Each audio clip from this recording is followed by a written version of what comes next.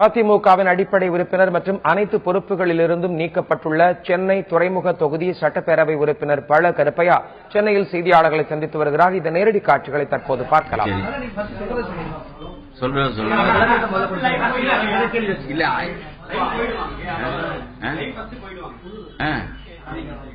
முதல்ல பேசுறது கட்சியினுடைய கொள்கை, குறிக்கோள்கள், கோட்பாடுகளுக்கு முரணான வகையில் செயல்பட்டதாலும், கழகத்தின் கண்ணியத்திற்கு மாசு ஏற்படும் வகையில் நடந்து கொண்டதாலும், கழக கட்டுப்பாட்டை மீறி கழகத்திற்கு களங்கங்களும் அவப்பெயரும் உண்டாகும் விதத்தில் செயல்பட்ட காரணத்தினாலும் வடசென்னை தெற்கு மாவட்டத்தைச் சேர்ந்த பழ கருப்பையா துறைமுகம் சட்டமன்ற உறுப்பினர், கழகத்தின் அடிப்படை உறுப்பினர் பொறுப்பு உள்பட அனைத்து பொறுப்புகளிலிருந்து நீக்கி வைக்கப்பட்டுள்ளார். இந்த சூழ்நிலையில் தற்போது சென்னையில் செய்தியாளர்களை பழ கருப்பையா சந்தித்து வருகிறார். அதனுடைய நேரடி காட்சிகளை பார்த்து வருகிறோம். நினைக்கிறேன், அதையும் சொல்லிடுறேன். அப்புறம் என்ன அம்மாவுக்கு வேண்டுகோள் வைக்க விரும்புறேன். நான் இருந்தபோது என்ன சொல்ல விரும்பினேன், அதை என்னால் சொல்ல முடியல. இப்ப நான் ஒரு சுதந்திரமா அம்மாவுக்கு என்னுடைய கருத்துக்களை சொல்லிட்டு விடைபெற்றுக்கிறேன். அதான் சொல்ல விரும்புறேன்னு சொல்றேன். என்ன 3 பகுதியா வச்சிருக்கேன். இப்ப நான் என்ன செய்ய போறேன், அம்மா என்ன விளக்குனதுக்கு இப்ப எடுக்க வேண்டாங்க. என்ன பண்ண போறேன், 1. 2வது, அம்மாவினுடைய சிறந்த தலைமை கூறுகள் என்னை எப்படி அவங்க இந்த கட்சி நடத்தணும், 1 ஒரு தொகுப்பு. அப்புறம் என்ன இன்றைய நாட்டினுடைய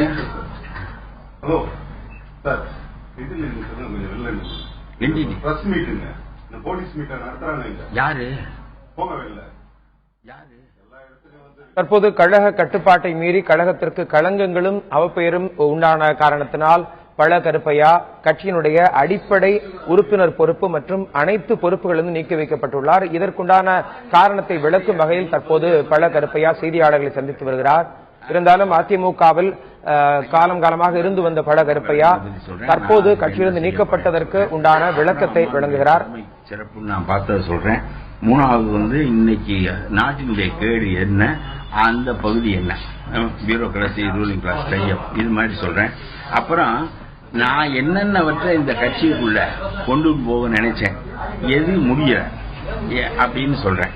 அது ஒரு 2 அப்புறம் இந்த அரசினுடைய கொள்கைகள் சிலவற்றை விவாதிக்க அனுமதிச்சிருந்தா என்னென்ன கொள்கைகளை பத்தி இந்த கட்சிக்குள்ள கொண்டு போகும் நான் நினைச்சேன். ஆனா அதெல்லாம் நடக்கல, அது சொல்றேன். அப்புறம் என்னுடைய தொகுதிக்குள்ள சில காரியங்கள் ரொம்ப தவறா நடக்கிறதெல்லாம் நான் கொண்டு போக நினைச்சும் முடியல. ஏன்னா அது பியூரோகிராசினுடைய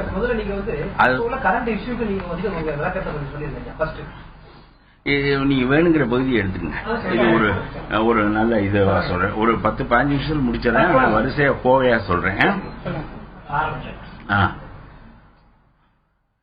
என்னை நேற்று அம்மா அவர்கள் கட்சியை விட்டு அடிமட்ட உறுப்பினர் நிலையிலிருந்து விலக்கி இருக்கிறார்கள். இந்த செய்தி எனக்கு வியப்பாக இருந்தது. நம்முடைய தொலைக்காட்சி நண்பர்கள் தான் இந்த செய்தியை எனக்கு இரவு 9:45 மணிக்கு தெரிவித்தார்கள். ஆனால் அப்படி விளக்கப்படுகின்ற அளவிற்கு நான் பெருந்தவறுகள் செய்ததாக கருதவில்லை. ஆனால் எனக்கும் அம்மாவுக்கும் இடையே இருக்கிற ஒரு சின்ன இடைவெளி என்பது, ஜனநாயகத்தில் எந்த ஒன்றும் வெளிப்படையாக விவாதிக்கப்பட வேண்டும் என்று கருதுகின்றவன் நான். அப்படி வளர்ந்தவன் நான். என்னுடைய முதல் தலைவர் காமராஜ் 25 வயதில் அந்த நிலையில் வளர்ந்தவன் தான். அதனால் ஏற்பட்ட வேறுபாடுகளின் காரணமாக என்னை நீக்கிவிட்டார்களே தவிர நான் செய்த குறை ஒன்றுமில்லை. இன்றைக்கும் அம்மாவின் மீது எனக்கு மதிப்பில்லை என்றெல்லாம் சொல்ல முடியாது. ஆனால் ஒன்று சொல்லுகிறேன், அம்மா என்னை நீக்கிவிட்டார்கள். என்னிடம் காரணம் கேட்கவில்லை. துக்ளக் விழாவில் நான் பேசிய பேச்சு அம்மாவுக்கு போய் அம்மா விரும்பவில்லை என்று சொல்கிறார்கள். துக்ளக் விழாவில் பொதுவான இன்றைய அரசியலை பற்றி தான் நான் பேசினேன். ஆனால் இன்றைய அரசியலினுடைய கேடு தொடங்கி வெகுகாலமாகிவிட்டது என்று சொன்னாலும் இன்றைய அரசியல் மிக நன்றாக இல்லை என்கின்ற கருத்து எனக்கு திண்ணமாக இருக்கிறது. நான் ஆளுங்கட்சி உறுப்பினராக 5 ஆண்டுகள் உள்ளே இருந்து பார்த்த காரணத்தினால் அரசு எப்படி செயல்படுகிறது என்கின்ற முறைகளை நான் அறிந்திருக்கிறேன். ஆகவே நான் பொதுவாக பேசுகின்ற பேச்சுக்கள் அவர்களுக்கு வருத்தத்தை ஏற்படுத்தி இருக்கக்கூடும் என்று நான் கருதுகிறேன். ஆகவே அவர்கள் என்னை நீக்கிவிட்டார்கள். நீக்கிய பிறகு நான் போய் அம்மாவிடம் சமாதானம் செய்து கொள்வது என்பது இயலக்கூடியதில்லை. என்ன காரணம் என்றால், அவர்கள் கட்சி நடத்துகின்ற பாங்கு வேறு, நான் வளர்ந்த பாங்கு வேறு. எதிர்க்கட்சியாக அம்மா இருந்த காலத்தில் பல முறை நான் அம்மாவை விருப்பப்பட்டு சந்தித்திருக்கிறேன். அம்மா என்னை பல முறை தன்னுடைய செயலாளரை விட்டு கூப்பிட்டு அனுப்பி என்னோடு பல செய்திகளை பேசியிருக்கிறார்கள். அப்பொழுது எனக்கு இத்தகைய நெருக்கடிகள் இந்த கட்சியில் உண்டு என்பதை நான் அப்பொழுது அறிந்ததில்லை. என்னை பல கட்டுரைகள் எழுத சொல்வார்கள், பல செய்திகளை பேசச் சொல்வார்கள். இப்படிப்பட்ட ஒரு நல்ல நிலை சென்ற 5 ஆண்டு காலம் எதிர்க்கட்சியாக இருந்தபோது இருந்தது. ஆளுங்கட்சியான பிறகு அவர்களிடம் அதிகாரிகள் தான் நெருங்க முடிந்ததே தவிர நாங்கள் நெருங்கவோ ஒரு கருத்தை சொல்லவோ முடியவில்லை. அந்த நிலையில் இப்பொழுதும் நான் எதையெல்லாம் இந்த ஒரு 40-30 ஆண்டுகள் அரசியலில் அனுபவப்பட்டவன், சின்னவன் தான் நான், அனுபவப்பட்டவன் என்கின்ற முறையில் சிலவற்றை சொல்ல வேண்டும் என்று நினைத்தால் அதற்கு பொதுக்குழு இடம் கொடுக்காது, செயற்குழு இடம் கொடுக்காது, நம்முடைய சட்டமன்றமும் இடம் கொடுக்காது. அது எனக்கு உவப்பானதில்லை. ஒன்று பொதுக்குழுவில் பேச வேண்டும், சட்டமன்றத்தில் பேச வேண்டாம். ஒரு ஆளுங்கட்சிக்கு எதிராக ஒரு உறுப்பினர் சட்டமன்றத்தில் பேசுவது என்பது சரியானதில்லை. நம்முடைய அமெரிக்க குடியாட்சி முறை இல்லை இது. ஆனால் சட்டமன்றத்தில் பேச முடியாது என்கின்ற நிலையில் பொதுக்குழுவில் பேச வேண்டும், பொதுக்குழுவில் பேச முடியாது என்கின்ற நிலையில் செயற்குழுவில் பேச வேண்டும். இது மூன்றிலும் பேச முடியாது என்கின்ற நிலையில் அம்மாவை தனியாகவாவது சந்தித்து நம்முடைய கருத்துக்களை முன்வைப்பதற்கு நமக்கு அனுமதி இருக்க வேண்டும். அது எதுவும் இல்லை என்கின்ற நிலையில் ஆடு மாடுகளை மேய்ப்பது போல தொண்டர்களை மேய்ப்பது என்கின்ற முறை எனக்கு பழக்கப்பட்ட முறை இல்லை. ஆகவே அம்மா விலக்கியதை நான் அம்மாவின் மீது மிக மதிப்போடு அந்த விலக்கலை நான் ஏற்றுக்கொள்கிறேன். அவர்கள் என்னை விலக்கியதை நான் மனப்பூர்வமாக ஏற்றுக்கொள்கிறேன். அதற்கு எதிர்வினையாக நான் என்னுடைய எம்எல்ஏ பதவியை ராஜினாமா செய்கிறேன்.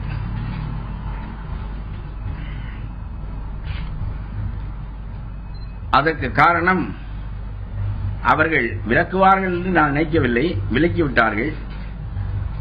அதற்கு பிறகு சில காலமாக இருந்தாலும் நான் இந்த எம்எல்ஏ பதவியை வைத்திருப்பது என்பது நெறி சார்ந்த அரசியல் இல்லை.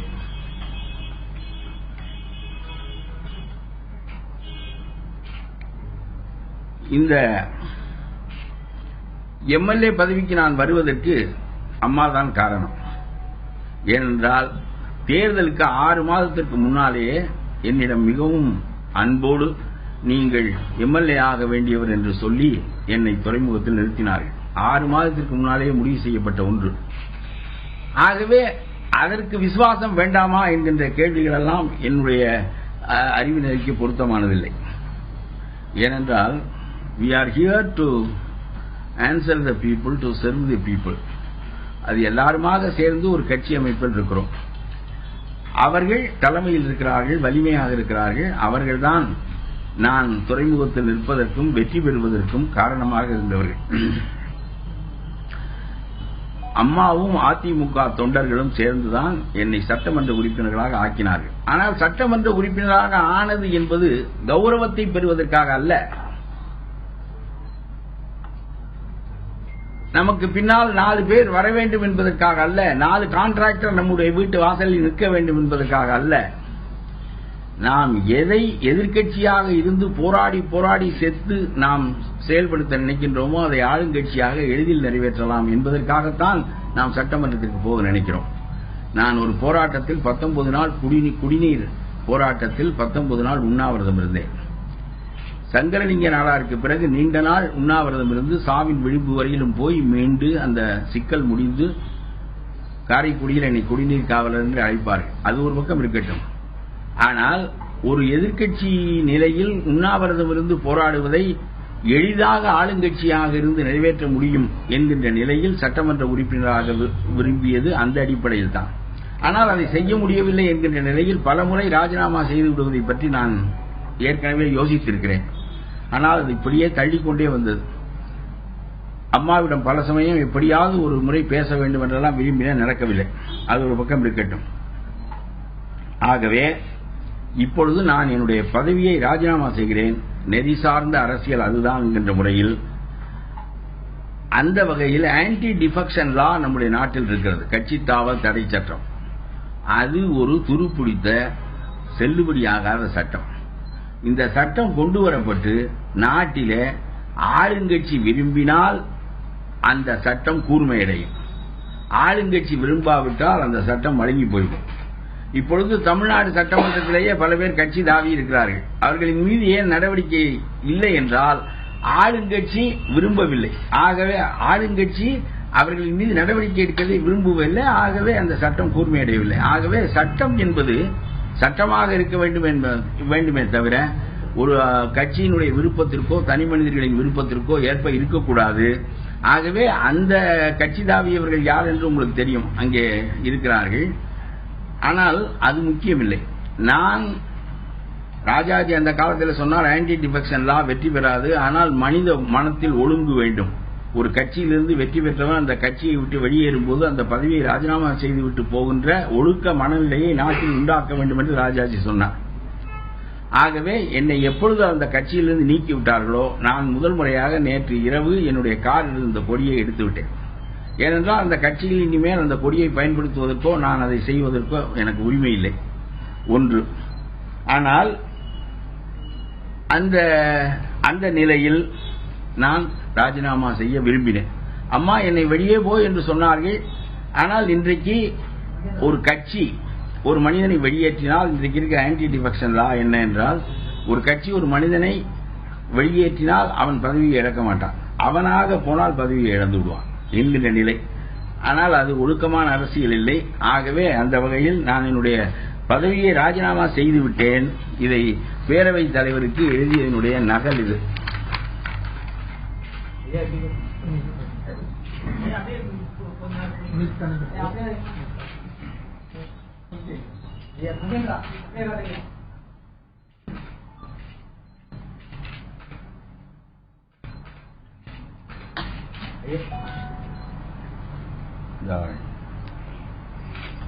எடுத்துட்டீங்களா?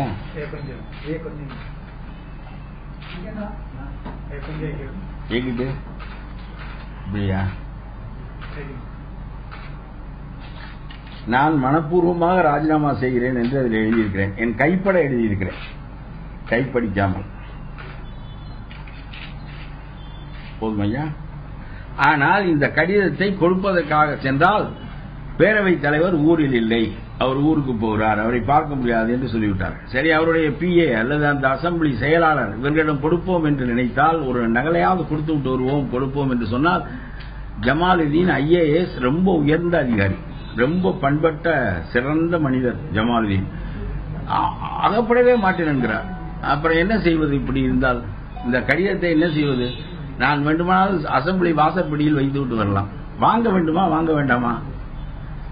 சந்திக்க மறுக்கிறார். சரி, பரவாயில்லை. ஆனால் அம்மா சொன்ன பிறகு இதை வாங்கிக் கொள்வார். நான் என்னை பொறுத்தவரையிலும் இன்று மனத்தளவில் நான் MLA பதவியை ராஜினாமா செய்துவிட்டேன். என்னுடைய கடிதங்கள் அங்கே இருக்கின்றன. அவர்கள் பெற்றுக்கொள்ள மறுக்கிறார்கள். அம்மாவை கேட்டு அவர்கள் பெற்றுக்கொண்ட பிறகு அது நடைமுறைக்கு வரும். என்னை பொறுத்தவரையிலும் MLA இல்லை. அது நடைமுறைக்கு என்றைக்கு கொண்டு வர வேண்டும் என்பதை அவர்கள் முடிவு செய்து கொள்ளட்டும். அதற்கு பிறகு அம்மா ஒரு ஷார்ப் லீடர், ரொம்ப டிசைசிவ் லீடர். நான் காமராஜரிடம் பழகியிருக்கிறேன், 3 பிரதம மந்திரிகளுக்கு மொழிபெயர்த்திருக்கிறேன். நான் அறியாத முதலமைச்சர் என்பது, நெருங்கி பழகாத முதலமைச்சர் என்பது அண்ணாதான். எம்ஜிஆரை தெரியும், அம்மாவை தெரியும், காமராஜரை தெரியும், பக்தவச்சலத்தை தெரியும், எல்லாரோடும் நான் பழகி அறிந்திருக்கிறேன். ஆனால் ரொம்ப டிசைசிவ் லீடர், எதையும் தீர்மானமாக முடிவெடுப்பதும் விளைவுகளை பற்றி கவலைப்படாமல் ஒரு முடிவு கட்டுவதும் அம்மாவினுடைய ஒரு சிறந்த இயல்பு. ஆனால் இந்த கட்சி எதிலே எனக்கு ரொம்ப சிரமமாக இருந்தது என்றால், ஹெலிகாப்டரை பார்த்து கும்பிடுவது என்கின்ற அளவுக்கு அமைச்சர்களே போய்விட்ட பிறகு நாம் என்ன செய்வது என்று நாம் பல சமயங்களில் திகைப்பேன். ஒன்று. அப்புறம் குனிந்து வளைந்து கும்பிடுவது. நாம் தலைவர்களை மதிக்கிறோம். நான் இப்பொழுது மதித்துத்தான் அம்மாவை பற்றி பேசுகிறேன். ஆனால் இந்த கட்சி எப்படி கட்டப்பட்டிருக்கிறது என்று நான் ரொம்ப ஆராய்ச்சி செய்தேன். நான் எழுதுகின்றவன், பேசுகின்றவன் என்கின்ற முறையில் எல்லா மனிதர்களும் அவரவர்கள் நோக்கத்திற்கு அரசியலில் நடந்து கொள்ள இந்த கட்சி அனுமதிக்கிறது.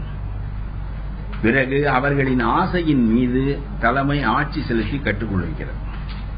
இது ஒரு பெரிய வியப்பானது. இது இதற்கு முந்தி எந்த தலைவர்களும் கையாளுகின்ற முறை இல்லை. 60-70 லட்சம் உறுப்பினர்கள் இருக்கின்ற ஒரு கட்சியில் 60-70 லட்சம் உறுப்பினர்களும் அம்மாவை மையம் கொண்டிருப்பதும், அம்மா ஒரு பார்வையில் எல்லாரும் மிரண்டு போவார்கள். ஒவ்வொரு மனிதனும் கும்பிடுவதற்கு அவன் வளைகின்ற வளைவை பார்க்கின்ற போதே அவனுடைய அச்சம் வெளிப்படும். ஆகவே அவனுடைய ஆசைகளின் மீது ஆட்சி செலுத்துவது என்று ஒரு பெரிய இயக்கத்தை அவர்கள் அதை ரொம்ப சரியாக வைத்திருக்கிறார்கள். அது ஒரு பெரிய திறமைதான். இதற்கு முன்பு அதுபோல ஒரு முறை கையாளப்படவில்லை என்றுதான் நான் நினைக்கின்றேன். ஆகவே ஒரு பெரிய கொள்கைகள் என்பது கட்சிக்கு இல்லாமல் போகின்ற காலத்தில் தலைவர்கள் தன்னுடைய திறமையினால் அந்த கட்சியை கட்டுப்படுத்துகிறார்கள். இன்றைக்கு இருக்கிற பெரிய தீமை என்பது பியூரோகிரசி அண்ட் ரூலிங் கிளாஸ் டைப். பெரிய கேடு. நான் உள்ளே இருந்து பார்த்தபோது ரொம்ப மனம் நொந்து போனேன். ஒரு சாதாரண கவுன்சிலர், உங்களுடைய வீட்டுக்கு நீங்கள் புது வீடு கட்டுகிறீர்கள், அதற்கு உங்களுடைய சாக்கடையை கொண்டு போய் பொது இணைப்பில் இணைக்க வேண்டும் என்று சொன்னால், நீங்கள் இதை விண்ணப்பித்தால் உடனே நம்முடைய அதிகாரி என்ன சொல்லுகிறார் என்றால், ஏஇ என்ன சொல்லுகிறார் என்றால், கவுன்சிலரை பார்த்துவிட்டு வாருங்கள் என்று சொல்கிறார். உடனே கவுன்சிலர் அதற்கு பெருந்தொகை பேசுகிறார். எவனும் 3 லட்சம் 5 லட்சம் கொடுக்காமல் புது வீடு கட்ட முடியாது. பல பேர் நெறிப்படிதான் கட்டுகிறார்கள், முறைப்படிதான் கட்டுகிறார்கள். முறைப்படி கட்டினாலும் அது அனுமதிக்கப்பட வேண்டும் என்று சொன்னால், இல்ல மணலை கொட்டியது கூட குற்றம் என்று பேசப்படுகின்ற ஒரு காலகட்டத்தில் அது அனுமதிக்கப்பட வேண்டும் என்று சொன்னால் பெருந்தொகை கொடுக்க வேண்டும். இத்தகைய நிலை என்பது நல்ல ஒரு முறை இல்லை. ஒரு அரசு இல்லாவிட்டால் லஞ்சம் என்பது தவிர்க்க இயலாதது என்றால், நான் சொல்லுகிறேன், லஞ்ச வரி என்றே ஒரு வரியை போட்டுவிட்டு இதை அதிகாரப்பூர்வமாக ஆக்கிவிடலாம். அப்பொழுது அதுவும் முறைப்படுத்தப்பட்டுவிடும். இல்லாவிட்டால் வலிமையானவன் கூடுதலாக மிரட்டி பெறுகிறான், வலிமையானவன் வலிமையற்றவன் குறைத்து பெறுகிறான். இதுதான் முறை என்றால் நமக்கு ஒரு ஆட்சி வேண்டும், நமக்கு ஜனநாயகம் வேண்டும். ஆகவே இந்த ஜனநாயகத்தில் அவர்கள் இதை பெறுவதை எந்த கட்சி வந்தாலும் பெறாமல் இருக்க மாட்டார்கள் என்றால் இதை முறைப்படுத்தி சட்டம் செய்து இது இவ்வளவுதான், இவ்வளவு service rendered by the government, rendered by the minister, rendered by the MLA, அதற்கு இவ்வளவு காசு இவர்களுக்கு என்று சொல்லிவிட்டாவது போங்க. நான் அதை செய்ய வேண்டும் என்று சொல்லவில்லை, சும்மா ஒரு தாக்கலுக்கு சொல்கிறேன். ஆகவே இது பெரிய அளவுக்கு பெருத்து விட்டது. அது எந்த வகையிலும் நல்லதில்லை. அது கீழே கவுன்சிலர்கள், ஏஇ இவர்களுடைய டைப் போல மேலே ஐஏஎஸ் அதிகாரிகளும் மந்திரிகளும் டைப். இல்லாவிட்டால் ஒரு மந்திரியாலும் லஞ்சம் வாங்க முடியாது. நான் சொல்லுகிறேன், எப்படி கையெழுத்து போடுகின்ற அதிகாரம் எந்த மந்திரிக்கு இருக்கிறது? சட்டமன்றத்தில் கூடி தீர்மானம் செய்வதற்கும் அந்த தீர்மானத்தை நடவடிக்கைக்கு உட்படுத்துவதற்கும் சட்டம் செய்வதற்கு தான் நமக்கு உரிமை இருக்கிறதே தவிர, இவ்வளவு நிதி இதற்கு ஒதுக்கீடு செய்யப்பட்டிருக்கிறது என்று கையெழுத்து போடுவதற்கு, ஃபைலில் கையெழுத்து போடுவதற்கு தான் நமக்கு அதிகாரம் இருக்கிறதே தவிர, அந்த பணத்தை புழங்குவதற்கும் கருவூலத்தில் வைத்துக் கொள்வதற்கும் காசோலையில் கையெழுத்து போடுவதற்கும் அதிகாரிகளுக்கு தான் உரிமை இருக்கிறது. அதிகாரிகள் இசைந்து கொடுத்து இவர்களோடு கைகோர்த்து கொண்டால் தான் இந்த நாட்டை சூறையாட முடியும்.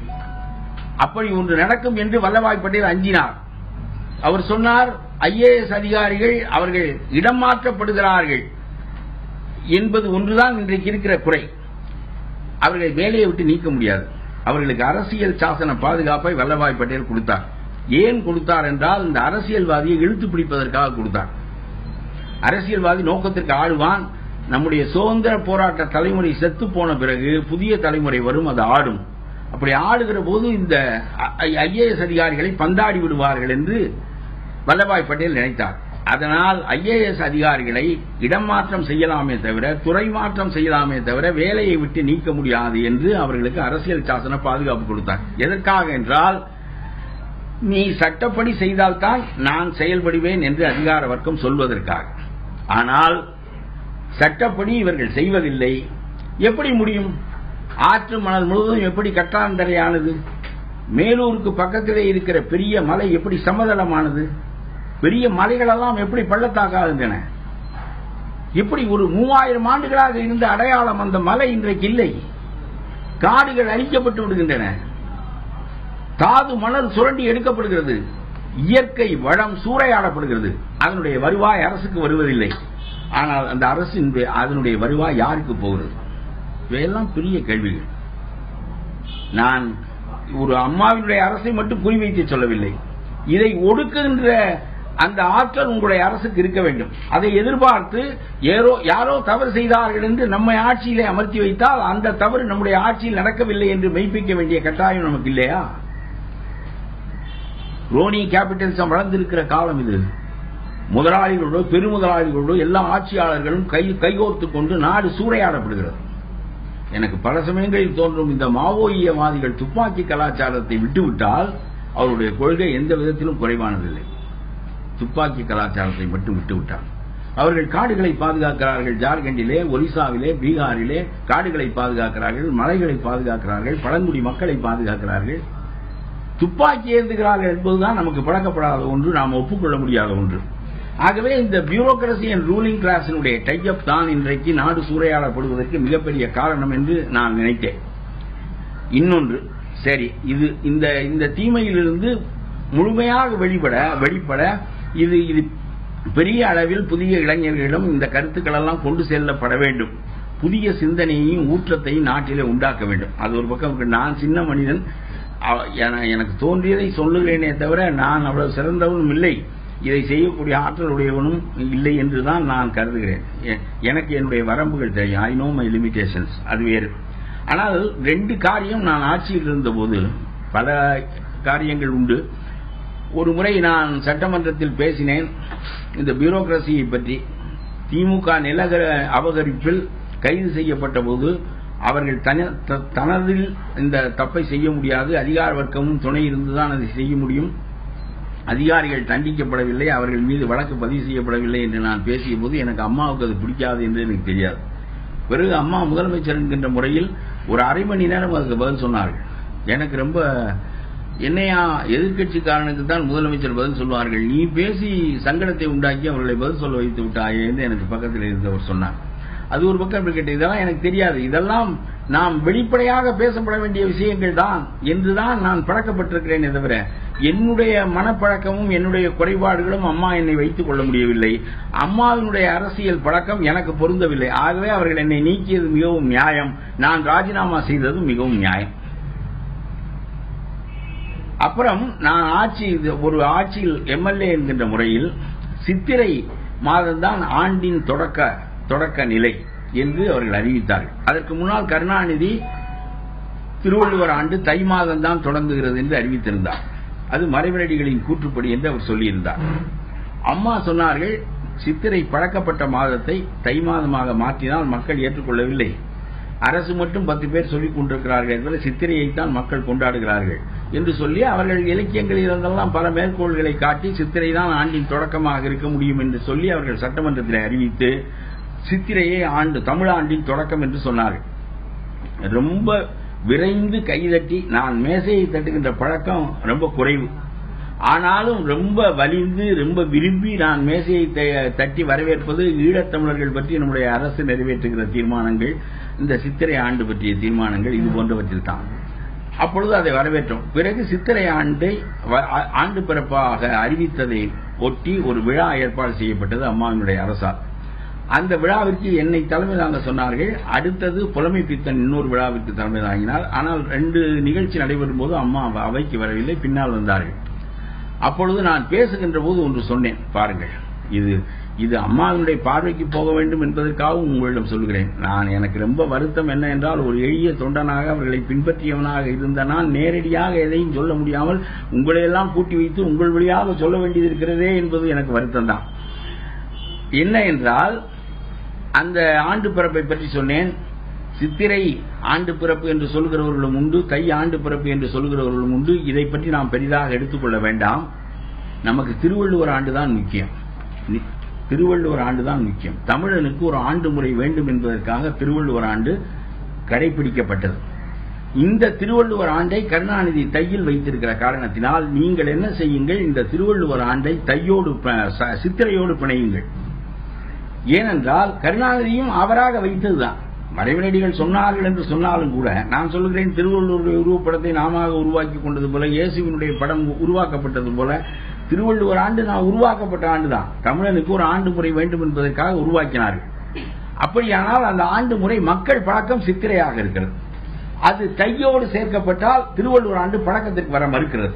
ஆகவே நாம் சித்திரையோடு இணைத்து விட வேண்டும் என்று அந்த கூட்டத்தில் தலைமை உரையில் நான் பேசினேன். திருவள்ளுவர் ஆண்டு சித்திரையில் பிறப்பதாக நீங்கள் அரசில் அறிவியுங்கள். எப்படி பெரியாருடைய எழுத்து சீர்திருத்தங்களை எம்ஜிஆர் அறிவித்து பழக்கத்திற்கு கொண்டு வந்தாரோ அதுபோல திருவள்ளுவர் ஆண்டை பழக்கத்திற்கு கொண்டு வருவதற்கு இது பயன்படும் என்று சொன்னேன். அது ஆடியாக இருந்தால் என்ன, ஆவணியாக இருந்தால் என்ன, சித்திரையாக இருந்தால் என்ன, தையாக இருந்தால் என்ன, திருவள்ளுவர் ஆண்டுதான் முக்கியம். ஆகவே திருவள்ளுவர் ஆண்டு தையில் பிறக்கிறது என்று இந்த சட்டமன்றம் தீர்மானம் நிறைவேற்ற வேண்டும். திருவள்ளுவர் ஆண்டு புழக்கத்திற்கு வர வேண்டும். தமிழனுடைய ஆண்டு முறை நிறைவேற வேண்டும். அது அல்லாமல் நீங்கள் வெறும் சித்திரை துவக்க ஆண்டு என்று நீங்கள் சொல்வீர்களே, ஆனால் அது ஜெய ஆண்டு, விபவ ஆண்டு, இத்தகைய நந்தன ஆண்டு என்று சொல்லித்தான் அந்த ஆண்டு முறை வருகிறது. இப்பொழுது அரசாங்கத்தில் எழுதுகிறார்கள் கிறிஸ்துவ ஆண்டு ஒரு வரி, அப்புறம் திருவள்ளுவர் ஆண்டு ஒரு வரி, அப்புறம் ஜெய ஆண்டு அல்லது விஜய ஆண்டு அல்லது நந்தன ஆண்டு என்று தமிழ் மாசம் சித்திரை பிறப்பது வடமொழி ஆண்டில் தான் பிறக்கிறது என்று சொன்னால் நான் கேட்கிறேன், அப்புறம் தமிழனுக்கு மாதமும் கிடையாதா, நாட்காட்டியும் கிடையாதா, எந்த முறையுமே கிடையாதா தமிழனுக்கு? ஆகவே எதற்காக அந்த 60 ஆண்டு குழப்பமான ஆண்டு முறை? சித்திரபான ஆண்டு ஒருத்தன் பிறந்தான், எந்த சித்திரபான ஆண்டு? இவ்வளவு அறிவு குறைவான ஒரு ஆண்டு முறையை வைத்துக் கொண்டு இதுதான் தமிழாண்டு என்று சொன்னால் தமிழாண்டை தூக்கி கடலில் எறிய வேண்டும். திருவள்ளுவர் ஆண்டு நிலை பெற வேண்டும். திருவள்ளுவர் பெயரால் நாம் நம்முடைய ஆண்டு முறையை அறிய வேண்டும். அது சித்திரையோடு இணைக்கப்பட வேண்டும். யார் எதிர்த்தாலும் சரி, அரசு செய்தால் அது நின்றுவிடும். பிறகு ஜெய ஆண்டு, வைபவ நந்தன ஆண்டு என்கின்ற முறைகள் எல்லாம் ஒளிந்து விட்டன என்று நீங்கள் அறிவிக்க வேண்டும். அதற்கு பிறகு அதை அரசு பயன்படுத்தக்கூடாது. திருவள்ளுவர் ஆண்டு நடைமுறைக்கு வரும் என்று சொன்னேன். நான் பேசியதை அப்படியே எழுதி தர சொன்னார்கள். ஒவ்வொருவரும் அவரவர் பேசியதை எழுதி தருமாறு சொன்னார்கள் அந்த மலருக்கு. நான் இதை எழுதி கொடுத்தேன்.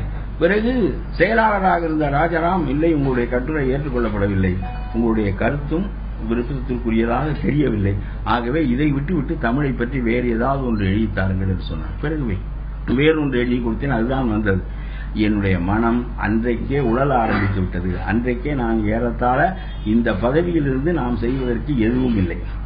இது குறித்து அம்மா என்னிடம் விவாதித்திருந்தால் நான் அம்மாவிடம் இந்த கருத்தை எடுத்து சொல்லியிருப்பேன். நான் கேட்கிறேன், திராவிட இயக்கத்தின் ஒரு கூறு அண்ணா திராவிட முன்னேற்ற கழகம். தமிழ் பெரியார் வழியாக, தமிழ் இன உணர்வு பெரியார் வழியாக, அண்ணா வழியாக, கருணாநிதி, எம்ஜிஆர், அம்மா என்று திராவிட இயக்கத்திற்கு உரிய அந்த தமிழ் உணர்வு, அந்த தமிழ் ஆண்டு முறை இன்றைக்கு நிற்காமல் அந்த வடமொழி ஆண்டு முறை நிற்கிறது என்பதில் நான் ரொம்ப பெரும் வருத்தத்திற்குள்ளானேன். நான் எம்எல்ஏ ஆக இருந்து ஒரு கருத்தை முன்வைத்தும் அது எடுபடவில்லை, மிகவும் அது தூக்கி எறியப்பட்டு விடுகிறது என்று சொன்னார். என்ன பயன் என்று எனக்கு ஒரு பெரிய வருத்தம் ஏற்பட்டது. அப்பொழுதே கொஞ்சம் கொஞ்சமாக என்னுடைய மனதில் இதனால் நாம் செய்யக்கூடியது ஒன்றுமில்லை என்கின்ற எண்ணம் ஏற்பட தொடங்கியது. ஒன்று. இன்னொன்று, புதிதாக நான் சொல்கிறேன், இதையும் நான் அம்மாவுக்கு ஒரு வேண்டுகோளாக உங்கள் மூலம் வைக்க விரும்புகின்றேன். மது விலக்கு கொள்கை, மது இந்த நாட்டில் ஒழிக்கப்பட வேண்டும். இதையெல்லாம் என்னை பொதுக்குழுவில் பேச அனுமதித்திருந்தால் நான் இதை தீர்மானமாக கொண்டு வந்து பேசியிருப்பேன். மதுவினால் பெரும் தீமை நாட்டுக்கு. 2000 ஆண்டு மதுவின் தீமையை ராஜாஜி தான் முதல் முறையாக 1937 ஒழித்தார். நம்முடைய அமைச்சர் நத்தம் விஸ்வநாதன் நமக்கு வருமானம் போதாது, இந்த பணத்தை நாம் இழக்க முடியாது என்று சொல்வது பொருத்தமான வாதம் என்று எனக்கு தெரியவில்லை. ஏனென்றால் அரசின் வருவாயில் 1/3 பங்கு மதுவின் மூலம் வருவது ஒரு நாட்டுக்கு நல்லதில்லை. அது ஏழைகளின் பணம். நம்முடைய பணக்காரர்கள் வேறு வகையான உயர் மதுக்களை உண்கிறார்களே தவிர நம்முடைய அரசுக்கு வருவாய் தருகிறவர்கள் அவர்கள் இல்லை. வீதியில படுத்துறங்குகிறவன், குடிசையில இருக்கிறவன், இவன் தான் ஒவ்வொரு நாளும் 100 ரூபாய்க்கு மேல் செலவழிக்க வேண்டியது இருக்கிறது. அவனுடைய மனைவி வீடுகளில் வேலை பார்த்து தன்னுடைய பிள்ளைகளை காக்கின்றவளாக இருக்கிறார்களே தவிர பெரும்பான்மையான ஆண்கள் இந்த மதுவினால் அழிந்து போய்க் கொண்டிருக்கிறார்கள். இந்த தலைமுறை 20 வயது 18 வயது பையன்கள் எல்லாம் மது குடிக்கின்ற நிலைமை ஏற்பட்டிருப்பது என்பது வருங்கால தமிழகத்திற்கு சிறப்பான முறையாகாது. நாம் இதை சட்டம் செய்து நிறுத்திவிட்டால் மது ஒழிந்து விடுமா என்றால் அது வேறு. மக்களிடம் நாம் உயரிய கருத்தை பழக்கத்திற்கு கொண்டு வர வேண்டும். ஒரு பக்கம் நாம் மக்களை பயிற்றுவிக்க வேண்டும், இன்னொரு பக்கம் சட்டத்தின் மூலம் மது கிடைக்காத நிலையை ஏற்படுத்த வேண்டும். நான் சொல்லுகிறேன், சிகரெட் என்பது நான் இளைஞனாக இருந்த காலத்தில் நானும் சின்ன பிள்ளைகள் சிகரெட் குடித்திருக்கிறேன். ரொம்ப காலம் குடித்து விட்டு பிறகு விட்டுவிட்டேன். சின்ன பையன்கள் விளையாட்டாக டேய் நீ ஒரு தம் இழுடா அப்படின்னு சொல்லி கொடுப்பாங்க. ஒரு சிகரெட்டை 7 பேர் தம் இழுத்து இப்படியே பழகி பின்னால் ஒரு நாளைக்கு 60 சிகரெட் குடிக்கிற அளவுக்கு நான் போய்விட்டேன். பிறகு அந்த பழக்கத்தை 20 ஆண்டுகளுக்கு முன்பு விட்டுவிட்டேன். எதற்கு சொல்கிறேன் என்றால் இப்போ சிகரெட் பிடிப்பவர்களை பெரும்பாலும் குறைந்து விட்டார்கள். அதுபோல மதுவையும் நாம் செய்ய முடியும். அதற்குரிய பழக்கம், அதற்குரிய அரசு முயற்சி, இப்பொழுது எல்லா கட்சிகளும் அந்த கருத்தில் ஒன்றிணைந்திருக்கின்றன. இதில் முதலில் நான் சொன்னேன், இரண்டாவது நான் சொன்னேன், அதனால் என்ன எல்லாரும் சேர்ந்து சொன்னால்தான் அது எடுபடும். இதுல என்ன பெரிய முதலில் சொன்னது என்ன பெருமை, இரண்டாவது சொன்னது என்ன பெருமை, கடைசியாக சொன்னாலும் நான் சொல்கிறேன் அம்மா அதை நிறைவேற்றினால் இது ரொம்ப பெரிய வலிமையாக ஆகிவிடும். அம்மா தன்னுடைய ஆட்சியின் இந்த ஆட்சியினுடைய இறுதி கட்டத்தில் இந்த நிதிநிலை அறிக்கையின் போதோ மற்றவற்றின் போதோ இதை அறிவித்தால் அது பெரும் பெருமையாக அவர்களுக்கு அமையும். 30,000 கோடி ஒரு அரசுக்கு மதுவினால் வருமானம் வருகிறது என்று சொன்னால் குடிப்பவன் எவ்வளவு பணம் செலவழிப்பான்? இந்த மதுவை உண்டாக்குறவர்களுக்கு எவ்வளவு பணம் போகும்? அவன் எப்படி குடல் இருந்து சாகிறான், தன்னிலை மறக்கிறான். திருவள்ளுவர் ரொம்ப மோசமாக வெறுத்த பழக்கங்களில் மது பழக்கம் ஒன்று. அவர் சொல்லுகிறார், ஒரு குடிகாரனை திருத்துவது ரொம்ப அரியது, அவன் குடிகாரனாக இருப்பதனால் அவனுடைய தாய் கூட வெறுக்கிறாள் என்று சொன்னார். தாய் எந்த கட்டத்திலும் மகனை வெறுக்க மாட்டார்.